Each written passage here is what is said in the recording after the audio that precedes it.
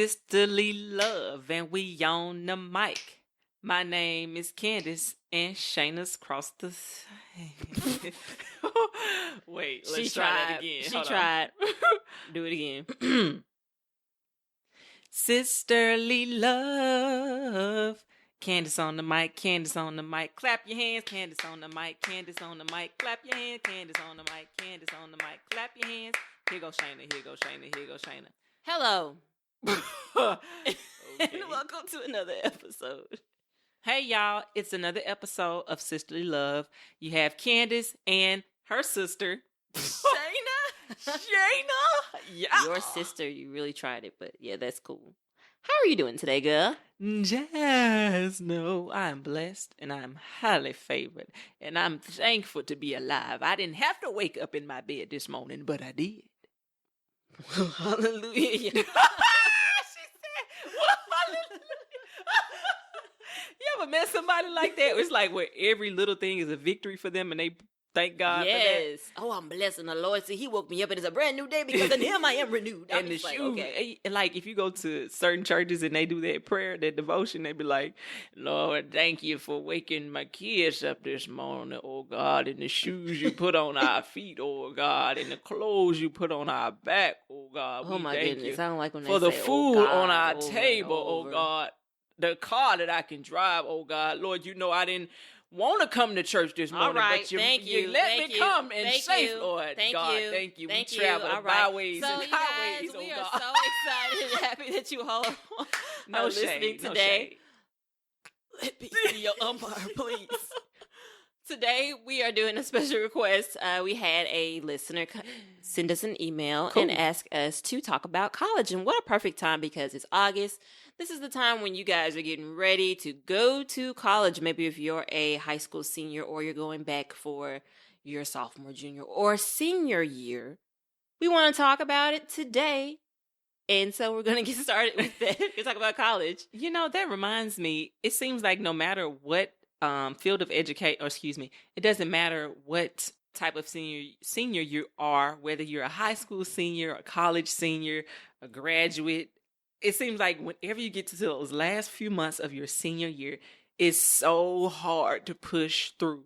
And I remember being a high school senior, you know, I was glad to graduate high school, but that college application process was a tedious one. There was so much information that had to be shared and submitted. And then when you get to your senior year of college, there's another application, more money that they want from you. It just seems like such That's fun. Well, no, I mean your graduation application fee, submitting your final portfolio or whatever your degree program requires. But I just remember that being a cumbersome time for me. Like I use that word. See, Candace can remember this stuff better than me because it hasn't been too long she's been in. She just came for my age. I don't like that. I didn't come for your age. I'm just saying I completely forgot about that whole application process. I do remember when I was a senior in high school how all the applications wanted to know what you want to major in. And honestly, I really didn't know for sure what I wanted to do. I knew I wanted to go to college. I wanted to further my education. But as far as how to go about that, it was still something kind of I was struggling through. So like even on my application, I said, oh, you know, I love biology. So I made my major biology. And then eventually I got there and I said, you know what? Music. Music is the thing. So few and far between music and science. But that's what I stuck with. And I'm actually really glad I did that. Praise him. So the question really, and let me pull it up. The listener, okay, so what was wanted to be shared on today's episode was just college experiences, relationships, and how it's made us who we are today. So I'm going to let Candace go first. Which one do you want to touch on first? Your relationships, experiences, how it's made you who you are, or just in general? Well, there's something that I've been thinking about, like heavily about, and I had a conversation with one of my close friends about, and it's particularly pertaining to student athletes.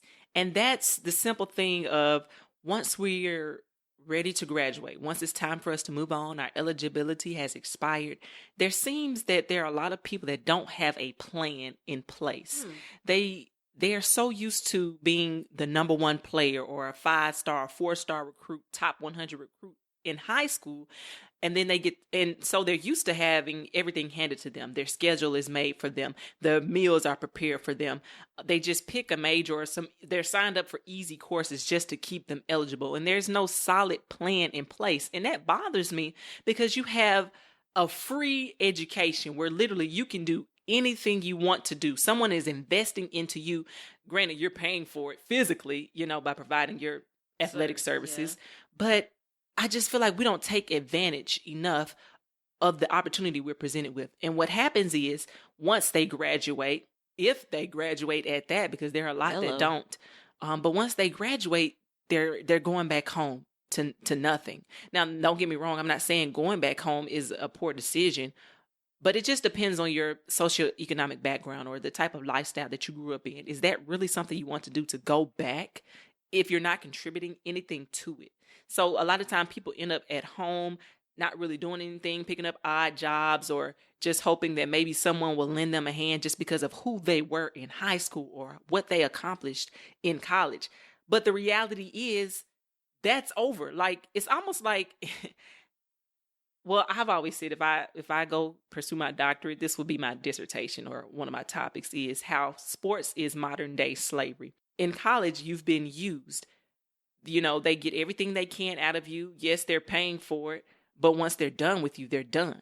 A lot of times I see coaches where they're not really helping players out, or if the players are being helped, they're not receiving it for whatever reason. So a lot of the accountability falls on the coaches, because not only are you basically their parents or their guardian or their caregiver while they're in college, but what about once you're finished with them?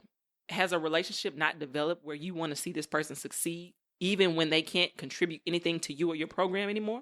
So I just feel like in our college athletes, or any athlete for that nature, should take advantage of the opportunity. Get that education. Do what you want to do with it. Don't just pick something so I can make the easy grade, but have a plan. Oh, so many of us fall into complacency because we have no vision for our lives once the sport is over. And people don't realize, or they seem to forget, that only a small percentage of people actually go pro in the sport they're playing in. I mean, a really low number. So, and I know everybody has these big dreams of, I'm my freshman year, man, people are thinking, man, I'm going pro, man. I ain't studying none of y'all, man, class, yeah, okay, I go, I'm just gonna go to sleep, you know what I'm saying? But we just have to do better. I just wish that, we would go in with a solid plan, or maybe there was a program in place, especially for our African-American athletes, to really utilize the resources that we have to make ourselves, just to market ourselves, make our opportunities more available once we finish college. Whoa. I'm sorry. That was a lot. No, that was good. That was on my heart.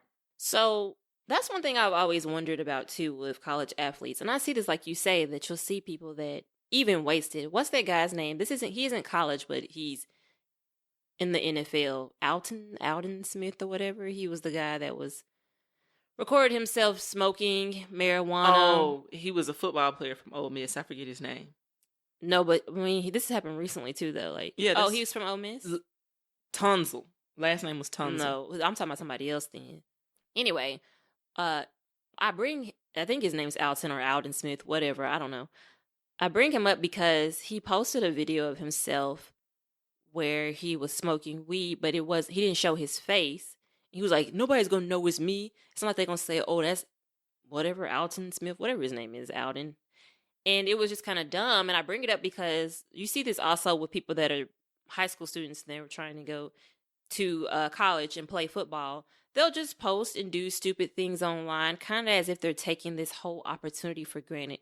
If I had somebody that was willing to pay my not only out-of-state fees, but also my whole time in college, why would you want to waste by doing something so stupid? So I was never an athlete in college, but I do definitely encourage anyone that is a college athlete to really think about everything you put out online. That'd be one thing I could say about college. Like, be conscientious of what you're putting on your social media, because you reflect the university once you become an athlete, especially if you are well known, you're like the star quarterback or whatever. You can't be out in the club. And this is something else too. Speak on it. When I was in college, the worst thing that could ever happen when you go out is to have some football players be there. Because they were the most rowdiest. They just didn't care. They would try to fight people. They push you, knock you out. You'd be stomping on the floor, trampled upon, wasting drinks on you. They don't care. And they were just so rude. You know what I'm saying? And you are a reflection of your university. Right. You all should not come together and act a donkey. You all need to actually represent something. And we see you on the field. You're on ESPN and all these things. You can't act any way you want to. I would see a lot of college athletes feel like they were invincible. They could say whatever they wanted to say. They could do whatever they wanted to do. It wouldn't matter because they felt like they had some type of protection. And I think of also the situation at Tennessee State or Vanderbilt where, unfortunately, these guys raped one girl. And I feel like that comes from a feeling of feeling like you're invincible, that you can just do whatever you want to do. You feel like, that person should be lucky or thankful that they're even in the same room with you. And there's nothing there's no harm that can come from you. And I just feel like you can't think that way because especially when you leave college, that is not the real world. Nobody cares if you were the star quarterback in college. I just want to know, can I have fries with that if you're not going to do anything with your life? You know what I'm saying? Yeah, and they're not going to give you a job, like I mentioned, just because of who you were on the football field or on the basketball court or on the tennis court. Nobody cares once you're done. If you did not make it to the pros, it doesn't matter. You're just another person. They want to know, what can you provide for my company? What can you bring to the table? And I like how you mentioned, how athletes sometimes feel like they're invincible. And that can be true. And I know one thing I know that some universities are starting to do is to educate those incoming freshmen. They have workshops. I remember attending one myself where a bunch of us student athletes were put in a room and they talked about branding and how important it was to be mindful of what we posted on social media.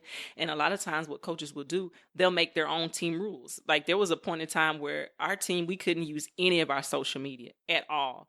Like it was suspended from use, mostly because we were misusing it. So that was fair. But, there has to be some kind of lesson in decorum on how to carry yourself. How are you branding our program? And what a lot of athletes fail to realize is, I know for a fact, some high school athletes who have missed out on scholarship opportunities because of something that they posted on Twitter, on Instagram, or Snapchat, or Facebook. And people think that, if my page is private, or if I don't add you or you don't follow me, then you can't see what I'm posting. Just know there are ways around that. But keep in mind also, you want to be a proper reflection of coaches are looking at how well you're going to mesh with your team. Once you make it on campus, is what you're saying or posting going to affect team chemistry?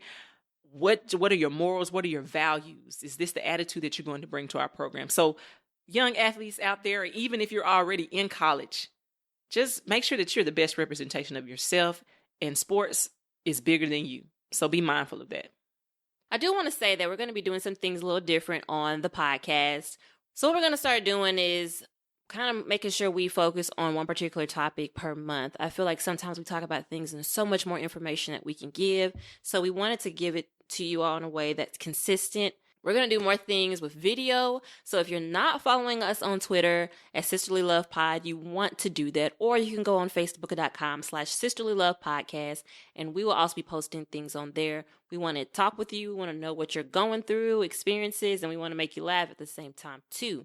If you have questions or you want to hear a topic on the show, you can always email us at sisterlylovepodcast@gmail.com.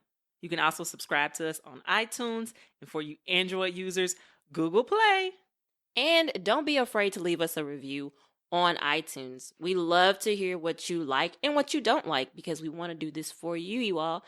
Go on iTunes and leave a review and subscribe. You're sitting on the couch anyhow. Your life is passing you by. Subscribe to Sisterly Love. Write a review. Nothing under a 3. Write a review. I'm just kidding. No, we would love to hear from you all. Seriously. Until next week. Squall.